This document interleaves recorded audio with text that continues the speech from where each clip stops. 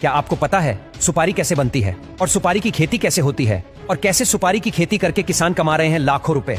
लेकिन क्या आप जानते हैं आखिर सुपारी को फलों से कैसे निकाला जाता है? आज की इस वीडियो में हम सुपारी की खेती से लेकर कमाई तक की सारी बातें बताने वाले हैं। सबसे पहले आपको बता दे कि जिस सुपारी को हम खरीद कर लाते हैं वह सीधे पेड़ से तोड़ा हुआ नहीं होता, बल्कि सुपारी का फल कुछ इस तरह दिखता है और इसे कई प्रोसेस के बाद खाने लायक बनाया जाता है, जिसके लिए इन सुपारी के फल को चीर कर सुपारी को निकाला जाता है। और ये नारियल के पेड़ की तरह ही सुपारी के पेड़ भी काफी लंबे होते हैं। और भारत में सुपारी की खेती मुख्य रूप से कर्नाटक, केरल, असम, मेघालय, वेस्ट बंगाल, तमिलनाडु जैसे ठंडे इलाकों में की जाती है। सुपारी के पेड़ में दिसंबर से फरवरी माह के बीच में फल आना शुरू हो जाते हैं। इनके फल हूबहू खजूर की तरह ही दिखते हैं। इनके फल एक झुंड में फैले होते हैं और जब इनके फल सही साइज में बड़े हो जाते हैं तब मई से जून महीने में सुपारी के फलों की हार्वेस्टिंग की जाती है।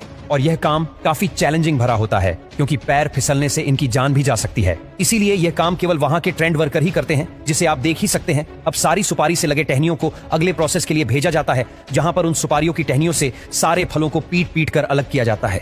और यह काम काफी मेहनत भरा होता है। उसके बाद एक एक करके इस चक्कू की मदद से सारे फलों को छीलकर फलों के अंदर से सुपारी को निकाला जाता है। वहां की भाषा में इस काम को टी हस्किन प्रोसेस कहा जाता है। ये काम काफी जोखिम भरा होता है क्योंकि एक छोटी सी गलती से इनके हाथ भी कट सकते हैं। इसीलिए ये वर्कर्स हाथ में चमड़े के ग्लव्स को पहनकर इस काम को करते हैं ताकि सुपारी के फलों को छिलते समय इनके हाथ कटे नहीं। और यहाँ पर 100 से भी ज्यादा वर्कर्स इस काम को करते हैं। लेकिन अभी इन फलों से निकाली हुई सुपारी का स्वाद कड़वा होता है। इसीलिए अब इन सुपारी के कड़वेपन को हटाने के लिए एक बड़ी सी भट्टी में सारी सुपारी को गत्ते के पानी में उबाला जाता है। ऐसा करने से सुपारी का स्वाद कड़वे से मीठा हो जाता है। सुपारी को गत्ते में उबाले जाने के कारण सुपारी का रंग गहरा लाल हो जाता है। अब इन सुपारी को लगभग 10 दिनों तक कड़ी धूप में इसी तरह सुखाया जाता है और समय समय पर इनको पलटा भी जाता है ताकि सारी सुपारी अच्छी तरह से सूख कर तैयार हो जाए। अब सारी सुपारी सूख जाने के बाद कुछ महिलाएं वर्कर्स इनमें से खराब सुपारी को छांट कर अलग करती हैं। अब बात करते हैं